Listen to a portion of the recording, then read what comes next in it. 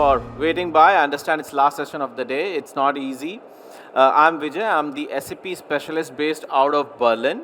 I have been part of SAP ecosystem for more than 18 years, and like I was telling, since morning I was listening to other speakers, and I realized that a lot of data comes from core ERP system, core SAP system.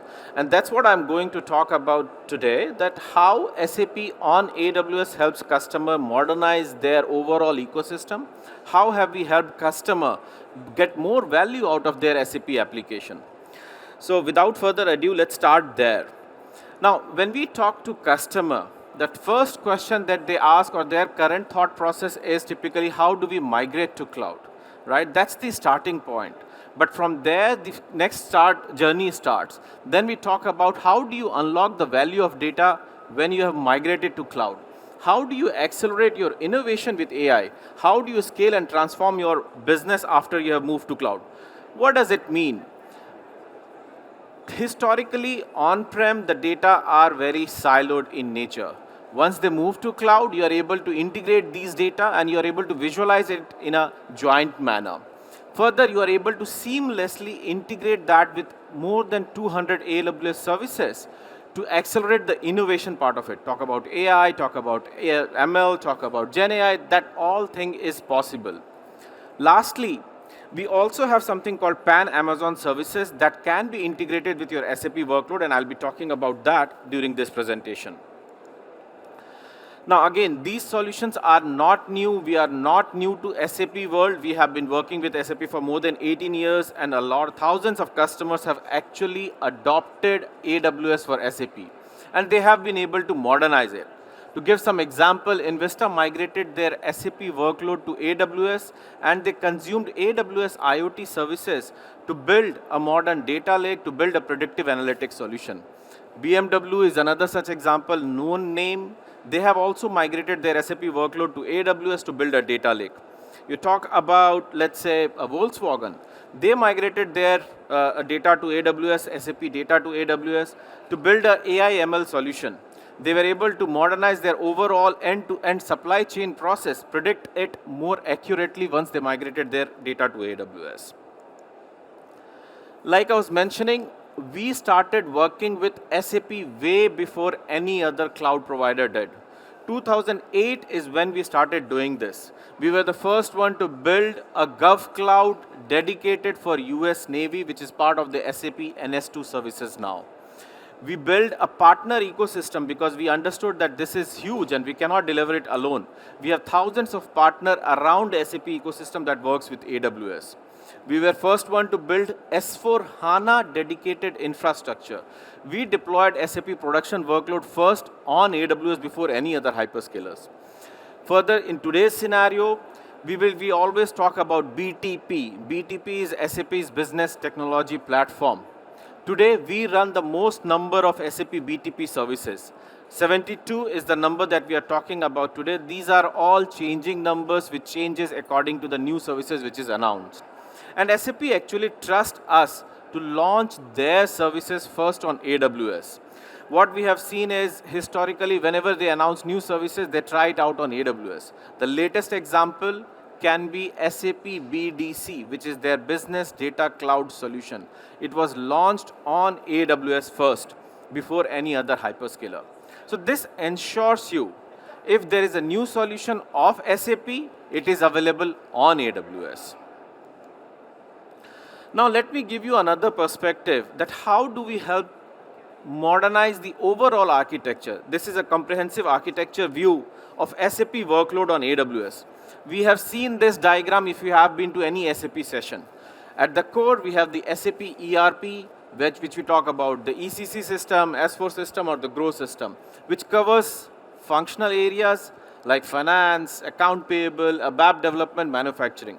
Now, like I mentioned, you can call native AWS services using ABAP SDK to integrate with your SAP application. Further, the second layer or the second power comes from the AWS and partner generative AI solutions.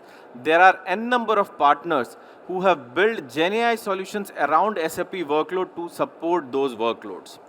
And lastly, the third layer is where you can use the pan-Amazon services to support this workload. The beauty of this architecture is we do not expect every customer to utilize each and every services. Frankly speaking, they start with the core and they are still trying to adopt the SAP BTP services. This core BTP or the business technology platform is already has an embedded Amazon Bedrock services, meaning you can call Amazon Bedrock from the BTP foundation models. Then it is also covered by the data lake on AWS for SAP and non-SAP platform. To talk about the BTP a bit more, SAP BTP itself is powered by AWS. They use AWS Trainium and Inferentia chip to train their own GenAI solution, which is called Joule. Further, like I mentioned, you do not have to go out of the SAP environment to consume non-SAP GenAI foundation models. From your SAP core itself, you are capable of calling these foundation models through the GenAI hub. Lastly, GenAI is evolving a lot. It is not a solution that one t-shirt size fit all. And that's where we also have AI co-innovation program where you can work with your partners to build solutions specific to your business case. And like I mentioned, we also have beyond that the pan-Amazon programs that can support your adoption. It can be around accelerating the outcome, de-risking the transformation, and innovating together. Let me give you a perspective from a supply chain perspective and about an example. Amazon is a good name, everyone understands this, and we adopt this pan-Amazon program within the Amazon itself. This is a typical supply chain where you will see that the concepts start from the product design, manufacturing, sales, post-sales activity. When we are talking about the product design and innovation, we think how do we accelerate the development itself? Example, connected device, example, autonomous vehicles. When we talk about the manufacturing and supply chain, we think that how do we optimize the manufacturing process? How can we make the distribution smooth? When we talk about the sales, we say that how can we improve the customer experience? How can we bring the visibility to the customer? And that's where the pan-Amazon concept comes in. We integrate all these solutions across this supply chain to make the experience better. For example, when we talk about the product design, we integrate it with sustainability. We do not just want the product to be innovative, but we want it to be sustainable. When we talk about manufacturing and supply chain, we integrate it with Amazon Logistics. We integrate it with Amazon Robotics. Example, Amazon Robotics brings the autonomous part of the business process, whereas logistics makes the distribution model more smooth at the end of the day. Similarly, there are other Amazon services which can be integrated with the overall solution. Just to check on the time, yeah. Now, again, coming back to the SAP part, we have also consumed SAP within the AWS environment itself. You might have heard about Amazon Leo, which is part of the Project Kuiper. The objective of this is to manufacture and launch more than 3,000 satellites across the globe. We have actually utilized RISE to run and drive the complex operations in this process. We have been utilizing all these pan-Amazon story to build this overall system efficient. Another key aspect is we understand that there are customers, regulated customers, who require more stringent requirement. Recently, which was in March, we have announced something called AWS Sovereign Cloud. SAP is the launch partner of AWS Sovereign Cloud. What does it mean? That even SAP's portfolio of products will be made available as a part of the European Sovereign Cloud. It is typically required for the regulated customers. Now, AWS by design is sovereign, but it also, the ESC is built on top, different from that by making it more reliable. For example, it is run by dedicated German parent company. It is led by EU leadership residing in the EU. It has a governance framework to ensuring operational independence meeting the compliance requirement of the EU. So again, if you have a regulated customer, if you need SAP workload to be deployed in ESC, please come and talk to me. We can discuss that further.